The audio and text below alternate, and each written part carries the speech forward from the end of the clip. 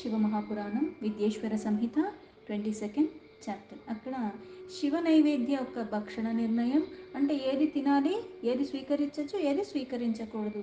అలాగే బిల్వపత్ర యొక్క మాహత్యం గురించి ఇక్కడ చెప్పబడింది. ఋషయ ఊచుః అగ్రాహం శివ నైవేద్యమితి పూర్వం శృతం వచః బ్రూహి తన్నిర్ణయం బిల్వ మాహత్యమపి సన్మునే. ఆ ఋషులు సూతుల వారిని ఇలా అడుగుతున్నారు: మునీంద్ర, భగవంతుడైన పరమేశ్వరుడికి నివేదించిన నైవేద్యాన్ని స్వీకరించరాదు అని మేము ముందు విని ఉన్నాము. అయితే ఈ విషయాల్లో శాస్త్రం ఏం చెప్పింది, అది మాకు వివరించి చెప్పరా? బిల్వపత్ర మహత్యాన్ని కూడా మాకు వివరించి చెప్పండి అని అడిగారు. సూత ఉవాచ శృణుధ్వం మునయః సర్వే సావధానాతయాధునా సర్వవధామి సంప్రీత్య ధన్యాయూయం శివవ్రతాః. సూతులు వారు ఆ ఋషిగణములతో ఇలా చెప్తున్నారు: ఓ మునివర్లారా, మీరు నిజంగా శివ సంబంధమైన వ్రతముని పాటించిన వారు. ఒక వ్రతం పాటించడం అంటే అర్థం ఏమిటి అంటే కొన్ని నియమాలు, అందులోనే లీనమై ఉండిపోవటము. అందుకే మీరందరూ కూడా సావధానంగా వినండి, నేను అవన్నీ కూడా మీకు చెప్తాను. అంటే శివవ్రత ధారణలో ఉన్నారంటే అర్థం ఏంటంటే దాని గురించి క్షుణ్ణంగా తెలుసుకోవటం. ఒక వ్రతం చేయాలంటే ఏం చేయాలి, వస్తువులు ఏం కావాలి, ఏ సమయంలో చేయాలి, ఎలా చేయాలి, విధి ఏంటి, దేని తర్వాత ఎలా చేయాలి అన్నీ ఎలా కనుక్కుంటామో అలాగే దానికి సంబంధించినవి అన్నీ అడుగుతున్నారు. అందుకే మీరు నిజంగా ధన్యులు అని చెప్పి, శివభక్త శుచి శుద్ధ సత్ప్రతి దృఢనిశ్చయ భక్షయే శివ నైవేద్యం త్యజేదగ్రాహ భావన.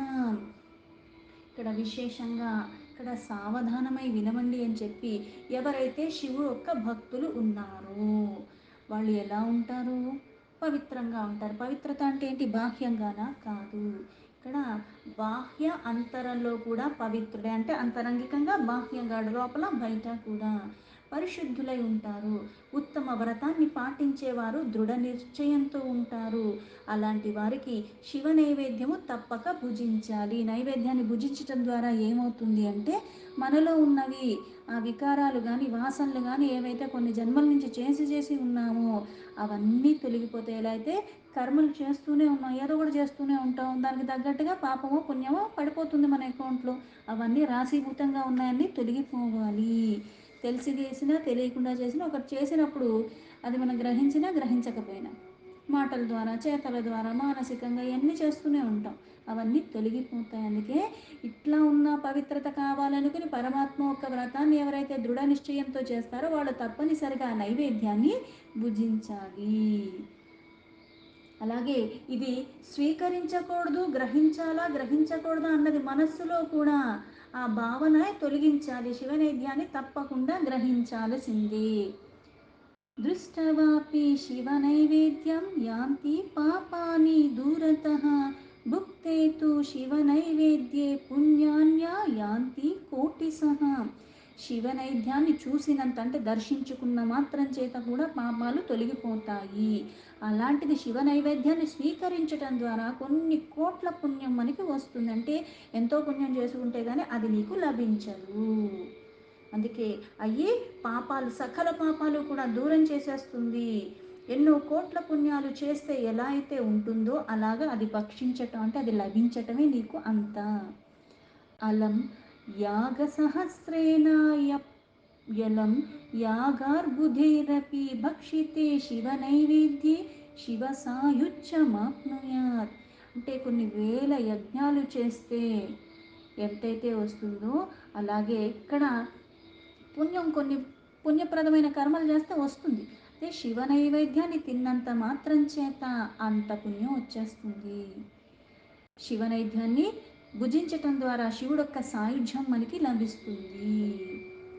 యత్గృహే శివ నైవేద్య ప్రాచారోపి ప్రజాయతే తద్గృహం పావనం సర్వమన్య పావన కారణం. ఏ ఇంటిలో అయితే శివ నైవేద్యం అంటే పరమాత్మకి నైవేద్యాన్ని సమర్పించి ఉన్నావో, అది ప్రసాద రూపంలో ఎవరైతే స్వీకరిస్తున్నారో అది మళ్ళీ ఇవ్వబడుతుందో ఆ ఇల్లు చాలా పవిత్రమైనది.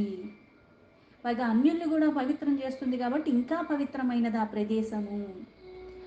ఆగతం శివనైవేద్యం గృహీత్వా శిరసా ముదా భక్షణీయం ప్రయత్నేన శివస్మరణ పూర్వకం. ప్రసాదాన్ని స్వీకరించేటప్పుడు, ఇప్పుడు ప్రసాదాన్ని స్వీకరించటం అంటే ఏది ప్రసాదం? ఆ పరమాత్మకి నివేదించిందే ప్రసాదమా? పైగా ఆ పూజ గదిలో పెట్టి వేరే ఏవి నివేదించవా? మనకి ఇంతకుముందు భగవద్గీతలో కూడా చెప్పినట్టుగా ఏదన్నా సరే, ఒక నీరుని నేను తీసుకుంటున్నా సరే ఆ పరమాత్మకి సమర్పిస్తున్నాను, ఇది మహాప్రసాదం, నాకు ఈ సమయానికి ఈ సందర్భానికి నాకు అందింది. ఏ ఆహారాన్ని తీసుకున్న పరమాత్మని స్మరించి తీసుకోవటం, ఇది నైవేద్యము, ఇది మహాప్రసాదము అన్న భావనలో దాన్ని గ్రహించాలి.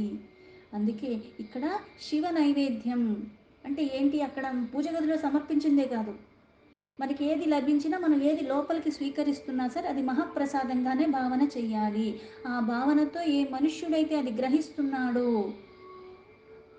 వాళ్ళకి పాపాలు తొలగిపోతాయి. అయితే ఇక్కడ గ్రహించటం వల్ల పాపాలు తొలగిపోతున్నాయి, గ్రహించనంత మాత్రం చేత కూడా ఏమైపోతుంది? పాపాలు వస్తాయి. అంటే దాన్ని తిరస్కరించకూడదు, ఆనందంగా తీసుకోవాలి ఆ నైవేద్యాన్ని. అలాగా అది మహాప్రసాదంగా కళ్ళకి అద్దుకుని ఆ పరమాత్మని స్మరించి అప్పుడు దాన్ని స్వీకరించాలి. ఇక్కడ నైవేద్యాన్నే కాదు, ఏది లోపల వేసుకున్నా పరమాత్మని స్మరించి తీసుకుంటే ఔషధం అవుతుంది, లేకపోతే అది నీకు పుష్టినివ్వదు. అందుకే ఇంట్లో వంట చేసేవాళ్ళు ప్రాధాన్యంగా ఆ నామాన్ని స్మరించుకుంటూ చేయాలి. లేకపోతే వాళ్ళకున్న వికారాలు, చుట్టూ ఉన్న వికారాలు, వాళ్ళలో జరిగే అలజడి ఇవన్నీ అందులోకి వెళ్ళిపోతాయి. అవే అందరూ తింటూ ఉంటారు, అందరూ అలజడి ప్రాయంగానే ఉంటారు. అందుకని చాలా జాగ్రత్తగా మహాప్రసాదము నీకొకటి తినటానికి లభిస్తుంది, ఆ సమయానికి లభిస్తుంది, అందుకని దాన్ని అంతలాగా భక్తిపూర్వకంగా స్వీకరించాలి. ఆగతం శివ నైవేద్యమన్యదా గ్రాహమిత్యపి విలంబే పాప సంబంధో భవత్యేవాహి మానవః నయస్య శివ నైవేద్యే గ్రహణోచ్చా ప్రజాయతే సా పాపిష్టః గరిష్టః స్యాన్నరకం యత్యపి ధ్రువం. అలాగే శివనైద్యాన్ని అంటే నేను ఇప్పుడు ఎవరైనా ఇచ్చారు అనుకుందాం, నేను ఇప్పుడు తిన్నో తర్వాత తింటాను, ఇది నిలవండి తర్వాత లభించటమే చాలా పుణ్యము, దాన్ని మళ్ళీ నువ్వు తర్వాత తింటానన్నట్టుగా చెయ్యకూడదు. పైగా కొన్ని కొన్ని ఎలా ఉంటాయంటే ప్రతి దాని మీదుగా వాళ్ళ పేరు రాసుంది అంటారు. అందుకని లభించిన దాన్ని నువ్వు మళ్ళీ విస్మరించకుండా దాన్ని వెంటనే స్వీకరించటం నేర్చుకో. మళ్ళీ తర్వాత తింటానన్నట్టుగా పెట్టకూడదు. అలా గ్రహించకుండా అంటే నీకు లభించటం మహాప్రసాదం, కానీ లభించకుండా నేను తర్వాత తింటానన్నప్పుడు నువ్వు నిర్లక్ష్యం చేసి వదిలేస్తే అది మళ్ళీ పాపంతో సమానము అని చెప్పారు. అందుకే శివనైద్యాన్ని గ్రహించిన తర్వాత దాన్ని మళ్ళీ ఇతరమైన లౌకిక వాటి మీద ఇచ్చ ఉండకుండా పోతుంది. అంటే ఎవరికైతే నైవేద్యం మీద భక్తి పరమాత్మ మీద ధ్యాస ఎందుకు ఉండదు అంటే ఈ శరీరాన్ని ఎలా వినియోగించుకోవాలో అలా వినియోగించు ఉద్ధరింపబడటానికి వెళుతూ ఉంటావు, కానీ వికారాల కారణంగా ధర్మం అధర్మంగా, అధర్మం ధర్మంగా అనిపిస్తూ ఉంటుంది. అందుకని కొన్ని కొన్ని వాటికి ఈ శరీరాన్ని తీసుకెళ్ళబుద్ధి కాదు, ఎందుకంటే పాపరాశి మంది అంతుంది. ఆ పాపం నుంచి, ఈ వికారాల నుంచి, ఈ వాసన నుంచి నేను బయటపడలేని కారణంగా, అందుకే అటువంటి వాళ్ళకి పాపాల కారణంగా నిశ్చయంగా నరక రూపంలో, అంటే ప్రసాదాన్ని స్వీకరించినంత మాత్రాన నేను ఒక పూజ చేయట్లేదు, నేను నివేదించట్లేదు, ఎవరో చేసింది నాకు ఇస్తున్నారు, అది నాకు అంత సులభంగా వచ్చాక కూడా దాని పట్ల భక్తి లేని కారణంగా, ఆ భావన లేని కారణంగా దాన్ని నేను తిరస్కరిస్తున్నాను, దాన్ని నేను తీసుకోవట్లేదు. అందుకని అది నిశ్చయంగా నరక ప్రాప్తి అని చెప్పింది అందుకు. అందుకే నువ్వు చెయ్యలేకపోయినా ఒకళ్ళు చేస్తుంటే దర్శించుకున్నా నీకు పుణ్యం. అందుకని భావన ఉన్నప్పుడు, భావన లేనప్పుడు నేను ఎన్ని చేసినా నాకు అది మళ్ళీ ఫలితం ఇవ్వదు. భావన ప్రధానము. హృదయే చంద్రకాంతే చ స్వర్ణరూప్యాధినిర్మితే శివదీక్షావత భక్తే నీధం భక్షయామి తీర్యతే. హృదయంలో అంటే ఇక్కడ హృదయంలో హృదయంలో అని చెప్పటానికి అర్థం ఏమిటి? ఇక్కడ హృదయ హృద్గుహలో ఉన్నది ఎవరు అంటే పరమాత్మ. అందుకని ఆ శివలింగాన్ని ఎక్కడ ప్రతిష్ఠించుకోవాలి? హృదయంలో ప్రతిష్ఠించుకోవాలి. ఇప్పుడు బాహ్యానికి నువ్వు పార్థివలింగమో, సువర్ణలింగమో, లేకపోతే వెండిదో ఏదో మనకున్న శక్తి కొలది దాన్ని పెట్టుకుంటాం, ఇత్తడిదో, లేకపోతే ఈ ఏదో ఒక రూపంలో ఉన్నదాన్ని నేను ఆరాధిస్తున్నా, స్ఫటికలింగాన్నో దేన్నో. అయితే ఏదైనా సరే దానికి నేను ఆ పరమాత్మ అన్న భావనతో దేంతో తయారు చేసిందన్నా సరే ఈ నైవేద్యాన్ని నేను ఆయనకి పరమాత్మకి సమర్పించి దీక్షగా భక్తితో అది నేను ఎప్పుడైతే మళ్ళీ ప్రసాదంగా స్వీకరిస్తున్నానో అది నాకు పుష్టిని ఇస్తుంది, జ్ఞానాన్ని ఇస్తుంది, పాపరాశిని తొలగిస్తుంది. పైగా ఈ హృదయంలో ఉండాలి ఆ శివలింగము. అంటే బాహ్యానికి క్రతువులా చేసేది కూడా భావన లోపల అంతరంగికంగా కూడా ఆ పరమాత్మ మీద అంతలాగా నువ్వు త్రికరణ శుద్ధిగా ఉండి అన్ని సమర్పణ భావంతో చెయ్యాలి. దీక్ష అన్నది అది. దిక్కులు చూడకుండా ఎలా అయితే ఏకాగ్రతతో ఒక దాని మీద నువ్వు ఎలా అయితే పెడుతున్నావో అలాగే ఇక్కడ పరమాత్మ సర్వంతర్యామి అయిన పరమాత్మ, నిరాకారక ప్రతీకైన పరమాత్మ ఇక్కడ నేను ఈ రూపంలో అన్న భావనతో సమర్పించి తీసుకోవటము. శివదీక్షాన్వితో భక్తో మహాప్రసాద సాంఖ్యకం సర్వేషమపి లింగానాం నైవేద్యం భక్షయచ్చుభం. ఇంతెందుకు శివదీక్షగా అసలు భక్తుడు సమస్త శివలింగాలకి ఏది సమర్పించినా సరే అది మహాప్రసాదము. అంటే ఇప్పుడు ఏది మహాప్రసాదము, ఏది లింగము, ఎక్కడుంది ఎక్కడ లేదు అంటే ఏదైనా సరే ఇప్పుడు నాకు ఒక ఆహారం లభించింది, నాకు అక్కడ దగ్గరలో ఏదీ లేదు, అందుకని ఆత్మలింగం అంటారు. ఆ మనస్సులో పరమాత్మ లింగ స్వరూపంలో ఉన్నాడని నేను ఆరాధిస్తూ అది మహాప్రసాదమని నీకు నివేదిస్తున్నానన్న భావంలో స్వీకరించేయటము. అందుకని అలా చెయ్యటము, అలా చేస్తే శుభాలే ఇస్తుంది.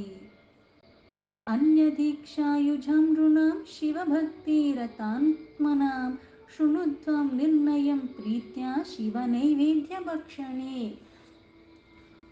కొంతమంది ఇతర దేవతా దీక్షల్లో ఉంటారు. అట్లాంటి వాళ్ళు కూడా ఆ భక్తితో ఆ మనస్సులో లగ్నం చేసి దాన్ని కూడా ఆ నైవేద్యాన్ని స్వీకరించాలి. ఇక్కడ అన్య దేవతలు అంటే ఎవరున్నారు? ఉన్నది పరమాత్మ ఒక్కడే. ఏ రూపంలో ఉన్నా, ఏ నామాన్ని ఉచ్చరించినా ఏదైనా పరమాత్మే. నేను ఈ దీక్షలో ఉన్నాను కాబట్టి అది ముట్టుకోను, నేను ఇది చేస్తున్నాను కాబట్టి అది ముట్టుకోను కదా. మహాప్రసాదము లభించటమే అరుదు. లభించిన దాన్ని భక్తి శ్రద్ధలతో స్వీకరించాలి. అందుకే ఆ శివ నైవేద్య భక్షణ అన్నది ప్రేమగా స్వీకరించాలి, భక్తితో స్వీకరించాలి. అలాగే ఈ శివలింగాల్లో కూడా విశేషంగా అర్పించేది ఏంటి అన్నది కూడా ఇక్కడ మళ్ళీ చెప్తున్నారు. సాలగ్రామోద్భవే లింగే రసలింగే తథా ద్విజాః పాషాణో రాజతే స్వర్ణో సురసిద్ధ ప్రతిష్ఠితే. ఎలా అయితే సాలగ్రామతో చేయబడి అంటే ఈ శిలలతో చేసినవి, సాలగ్రామ శిలతో చేసిన శివలింగము, లేకపోతే పాదరసలింగం అంటారు, పాషాణలింగాలు, రజతలింగాలు, స్వర్ణలింగాలు, ఈ దేవతల సిద్ధమునుల ద్వారా ప్రతిష్ఠించిన శివలింగాలు. కాశ్మీరే స్ఫటికే రత్నే జ్యోతిర్లింగేషు సర్వసః చంద్రాయన సమం ప్రోక్తం శంభోర్నైవేద్య భక్షణం. ఈ లింగాలు దేంతో చేసినా ఎటువంటిదైనప్పటికీ కూడా దేవతలు, సిద్ధులు ఇటువంటి వాళ్ళు ప్రతిష్ఠించిన శివలింగము. కొన్ని స్వయంభూ శివలింగాలు తనకి తానే ప్రకటింపబడ్డాడు. అయితే కొన్ని స్ఫటికంతో, రత్నాలతో, జ్యోతిర్లింగాలను కొన్ని ఉన్నాయి మనకి. ఈ సమస్త శివలింగాలకి ఏదైనా సమర్పించి ఆ నైవేద్యాన్ని ఎవరైతే భక్షణ తింటున్నారో అది ఏం చేస్తుంది? చంద్రాయన వ్రతంతో సమానం. మహామహా పాపాలు చేసి ఉన్న వాళ్ళైతే బ్రాహ్మణ హత్యాది ఇటువంటి పాతకాలన్నీ కూడా చంద్రాయన వ్రతం ద్వారా మనకి తొలగిపోతాయి అంటారు. ఏంటి చంద్రాయన వ్రతం అంటే? ఎలా అయితే మనకి ఆ 15 తిథుల్లో ఏమో చంద్రుడు రేఖా చంద్రుడి నుంచి పౌర్ణమి దాకా, మళ్ళీ పౌర్ణమి నుంచి మళ్ళీ అమావాస్య దాకా. ఇక్కడ పెరుగుతున్న క్రమంలో శుక్లపక్షంలో వచ్చేసరికి ఏం చేస్తామంటే ఒక్కొక్క రోజుకి ఒక్కొక్క ముద్ద పెంచుకుంటూ వెళ్ళిపోతాం. పౌర్ణిమ రోజుకి 15 ముద్దలు, మళ్ళీ అక్కడి నుంచి అమావాస్యకు వచ్చేసరికి ఒక్కొక్క ముద్ద తగ్గించుకుంటూ వచ్చేస్తూ ఉంటాం. ఇలా చేయటం చంద్రాయన అంటే చంద్రుడు యొక్క ఆయన ప్రకారం ఎదుగుదల తరుగుదలకి తగ్గినట్టుగా అంతకు మించి ఏది తినకుండా దీక్షగా అలా చేస్తే మనం చేసిన ఇట్లాంటి మహాపాతకాలన్నీ తొలగిపోతాయి అంటారు.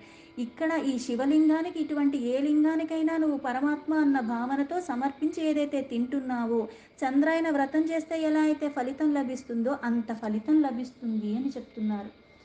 బ్రహ్మాపి శుచిర్భూత్వా నిర్మాల్యం యస్తు ధారయేత్ భక్షయిత్వా ధృతం తస్య సర్వపాపం ప్రణశ్యతి. బ్రహ్మహత్యాది పాతకాలన్నీ తొలగించుకుని పవిత్రత పొందటానికి చంద్రాయన వ్రతాలు చేస్తూ ఉంటారు. అయితే ఇక్కడ ఆ పరమాత్మని శివలింగంలో నిరాకారక ప్రతీకగా ఆయనకి చేసిన అభిషేకం, ఆ నిర్మాల్యాన్ని ఎవరైతే సంపూర్ణంగా ఆ పాపాలు త్వరగా అది తొలగిచ్చేస్తూ ఉంటుంది, నశింపచేసేస్తూ ఉంటుంది. చండాధికారో యత్రాస్తి తద్భోక్తవ్యం న మానవ్యేహ చండాధికారో నో యత్ర భోక్తవ్యం తచ్చ భక్తితః. ఇక్కడ చండుకి, ఆ చండు అన్నవాడికి ఈయన మళ్ళీ ఆ పరమేశ్వరుడు ఒక ఆ గణముల్లో ఒక్కడు.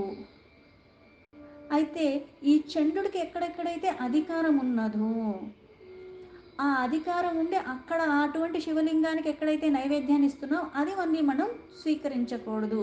ఆ చండుడికి ఎక్కడైతే అధికారం లేదు, అది నివేదించిన దాన్ని మనం భక్తిపూర్వకంగా మనం స్వీకరించవచ్చు. చంద్రుడికి ఎక్కడైతే అధికారం ఉందో అక్కడ మనం సమర్పించిన నైవేద్యాన్ని మనం స్వీకరించకూడదు.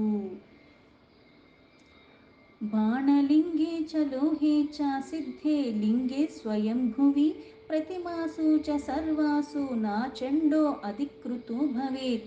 ఎలా అయితే మనకి కొన్ని లింగాల్లో మళ్ళీ రసలింగం అని చెప్పారు, మళ్ళీ ఇక్కడ బాణలింగం, లోహలింగం, సిద్ధలింగం, స్వయంభూలింగం. అంటే కొన్ని కొన్ని విశేషంగా కొన్ని నదుల దగ్గర ప్రవహించే వాటితో ఆ నీటికి కారణంగా, ఇప్పుడు నర్మదా దగ్గర ఓంకార కుండం దగ్గర లభించేది బాణలింగం అంటారు. అలాగే గాండకి దగ్గర దొరికేది శాలిగ్రామ లింగ అంటారు. అలాగే స్వర్ణముఖి నది దగ్గర లభించేది స్వర్ణముఖి లింగ అంటారు. ఇలా ఒక్కొక్క దానికి ఒక్కొక్క నామం ఉంది. అయితే బాణలింగం లేదా ఏదన్నా ఈ మన ధాతువులతో చేసిన లింగమైన ఇత్తడితో ఉంటుంది, పంచలోహాలతో ఉంటుంది. అలాగే సిద్ధలింగ, స్వయంభూలింగ, ఈ సమస్త ప్రతిమలతో కూడుకుని ఎక్కడ ఏ లింగమైనా సరే చంద్రుడికి ఎక్కడైతే అధికారం ఉందో అవి స్వీకరించొద్దన్నారు. అయితే ఇక్కడ బాణలింగానికి, లోహలింగానికి, సిద్ధలింగానికి, స్వయంభూలింగానికి ఇలా ఇంకా వేరే అయిన ప్రతిమలకి చంద్రుడికి అధికారం లేదు.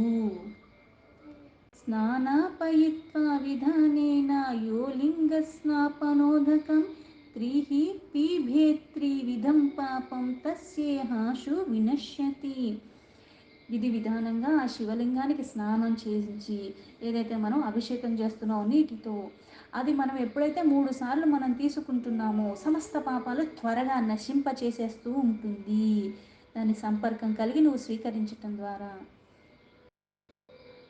అగ్రహం శివనైవేద్యం పత్రం పుష్పం ఫలం జలం శాలగ్రామాశిలా సాంగత్ సర్వా యాతి పవిత్రతాం. అయితే చంద్రుడికి ఎక్కడైతే అధికారం ఉందో అది మనం స్వీకరించట్లేదు, ఆ నైవేద్యం తప్ప ఇంకా మనం అన్నీ స్వీకరించవచ్చు. అయితే పత్రాలు కానీ, పుష్పాలు కానీ, అలాగే పళ్ళు కానీ, నీరు కానీ, ఇవన్నీ కూడా సాలగ్రామ శిలకి స్పర్శతో అవి పవిత్రమైపోతూ ఉంటాయి. లింగోపరి చ యద్ద్రవ్యం తద్గ్రాహ్యం మునీశ్వరాः సుపవిత్రం చ తజ్ఞేయం యత్లింగ స్పర్శాబ్రహతః. అందుకే మునీశ్వరులారా, శివలింగానికి ఏదైతే ద్రవ్యాలు మనం అభిషేకం చేస్తున్నామో అది నువ్వు స్వీకరించటం ద్వారా దాన్ని స్పర్శించి అది మనకి లభిస్తుంది కాబట్టి అది చాలా పవిత్రమైనది. నైవేద్య నిర్ణయ ప్రోక్తం ఇతం ఓ ముని సత్తమాః శృణుత్వం బిల్వా మాహత్యం సావధానా తయాధరాత్. అయితే ఇదైతే ఆయన సంపర్కంలో ఏదైతే వస్తుందో దాన్ని నువ్వు మళ్ళీ స్వీకరించటం ద్వారా అభిషేకం చేసింది అదేం చెప్తారంటే 3 సార్లు స్వీకరించాలి అని చెప్తారు. ఆయనకు అభిషేకం చేసిన నీరుని, ఆ స్పర్శించిన నీరుని నువ్వు ఎప్పుడైతే 3 సార్లు స్వీకరిస్తున్నావో దాంతో ఏమైపోతుంది, ఆ 3 రకాలుగా మనం చేసే పాపాలు ఏంటది, నోటితో వాక్కుతో చేస్తున్నాం, మానసికంగా చేస్తున్నాం, శారీరకంగా చేస్తున్నాం, ఈ 3 రకాల పాపాలు తీసేస్తుంది. అందుకే మనకి ఇప్పుడు ఎక్కడైనా శాంతి మంత్రాల్లో కూడా 3 సార్లు శాంతి అని చెప్తూ ఉంటాం. అలాగే ఈ అభిషేకం చేసిన 3 సార్లు మనకి ఎలా అయితే ఇవి కేశవనామాలు చెప్తూ నిత్యం మనం ఏవైతే ఆచమనీయం చేస్తూ ఉంటామో అప్పుడు కూడా 3 సార్లు స్వీకరిస్తూ ఉంటాం. ఇట్లాగా వాచిక, మానసిక, కాయక ఇటువంటివి చేసేవన్నీ తొలగించుకోవటానికి శివ నైవేద్యము చాలా ప్రధానము. అందుకని సావధానంగా వినండి. శివనైవేద్యం గురించి ఇప్పుడు చెప్పాను కదా, నైవేద్యం ఏది స్వీకరించవచ్చు ఏమిటి అని చెప్పి, పైగా అలా అభిషేకం చేసిన లింగానికి స్వీకరించడం ద్వారా ఏమవుతుందో ఇవన్నీ చెప్పాను. అయితే ఇప్పుడు బిల్వపత్రాల యొక్క మహత్యాన్ని చెప్తాను, అందుకు దాన్ని కూడా ఆధారంగా వినండి. అంటే ఒకటి వింటున్నావంటే అది నువ్వు మళ్ళీ మననం చేసుకుని మళ్ళీ ఆచరించడానికి, విన్నాను మర్చిపోయాను ఏంటో గుర్తులేదు అన్నట్టుగా కాదు. महादेवस्वरूपोऽयं बिल्वो दैवीरपि स्तुतः యథా కథచ్చిదేతస్య మహిమా జ్ఞాయతే కథం. బిల్వ వృక్షం ఆ మహాదేవుడు యొక్క స్వరూపము. అందుకే దేవతల ద్వారా కూడా అది స్తుతింపబడుతుంది. అందుకే ఏ ప్రకారంగా అయినా సరే దాని మహిమ తెలుసుకోవటం కూడా పుణ్యప్రదము. అంటే ఆ పరమాత్మ ఎలా అయితే అంతా వ్యాపించి ఉన్నాడు, అన్నిటా ఉన్నాడు, అన్నీ తన ద్వారానే ఆధారంగా అన్నీ ఉన్నాయి. అయితే దేవతల ద్వారా స్తుతింపబడుతుంది. దేవతల ద్వారా మహాదేవుడు ఎలా అయితే స్తుతింపబడుతున్నాడో బిల్వవృక్షంలో ఉన్నది కూడా మహాదేవుడే. అందుకే దీన్ని అంత విశేషంగా అంటారు. అందుకు దానికి ఉన్న పత్రాలు విశేషమైనవి. దీంతో శివ మహాపురాణం విద్యేశ్వర సంహితలో 22nd చాప్టర్లో 22nd శ్లోక సంపూర్ణం.